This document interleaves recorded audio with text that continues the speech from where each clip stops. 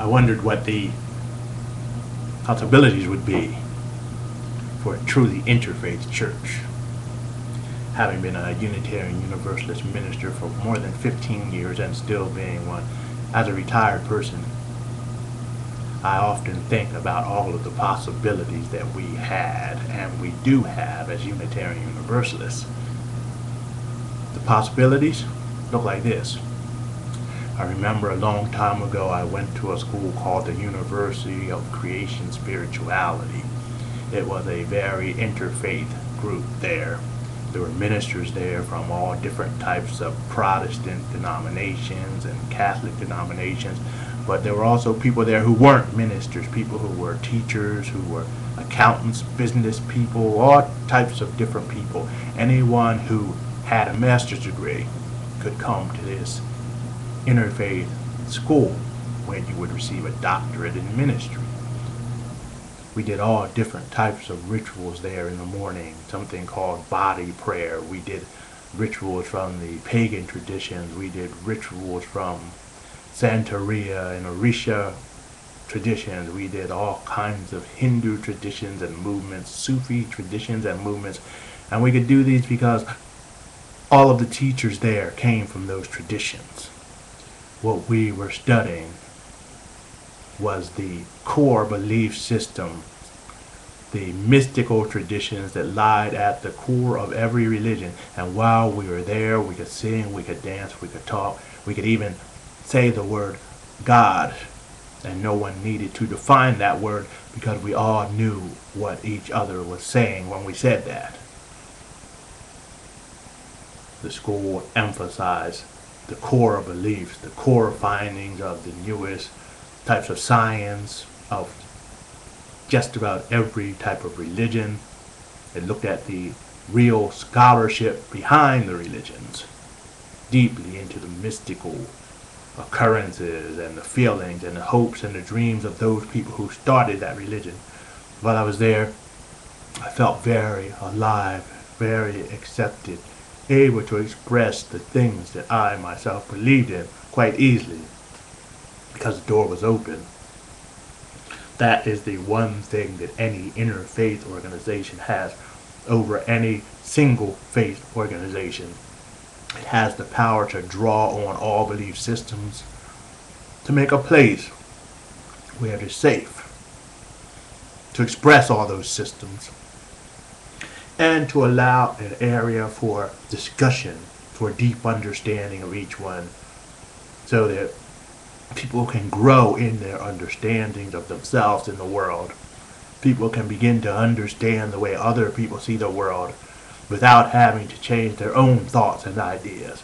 And by doing this, by exploring the way that other people see the world, going deeply into that, and exploring the way that one sees the world, deeply, more deeply than one would without being challenged by others or questioned by others, one becomes a bigger person. One becomes a greater person. One becomes a global citizen, and one's mindset moves from this modernistic paradigm to postmodernistic paradigm, where we move beyond dualism, move beyond fundamentalism, move beyond the need to be right all the time, and move to a point where we realize, in truth, that there can be two things that are true that look very different to us. Two things expressed that are totally different in their expressions, but convey the same message of truth, the same message of understanding. And out of this commonality, this linking of the human heart, soul, and spirit, comes a oneness, a unity that allows us to move forward and create an earth that is more kind and more gentle. Create an earth that we can be proud to leave to our children and our children's children. Create a better environment. Help to care for the plants, the animals, and everything on this earth. And help to realize that we are not separate little universes, separate from everything else on the earth and every other person, but we are all interconnected. We are all interdependent, and as we work to understand this and work to help those around us, we are all working ourselves into a place of divinity itself. For all of the mystical traditions were there to remind us over and over again that we were that which we were seeking. And by brushing away all of the thoughts, all of the feelings, all of the conditioning, we come to the place of clear light understanding where we realize that that which we were seeking dwell within. And so it is good to be able to meet together with others with different thoughts and ideas, but with open hearts and minds, those who are willing to both explore other people's belief systems and to expand as needed to enhance their own system and to expand their own form of thinking. So it is great, my friends, that we have a lot of interfaith churches coming up.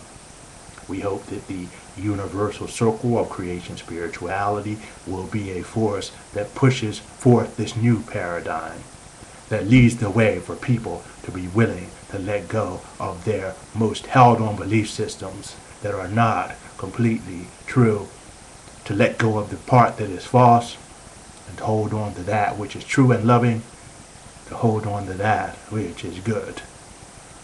For as Nancy Wood once said, we must hold on to what is good, even if it's a handful of earth.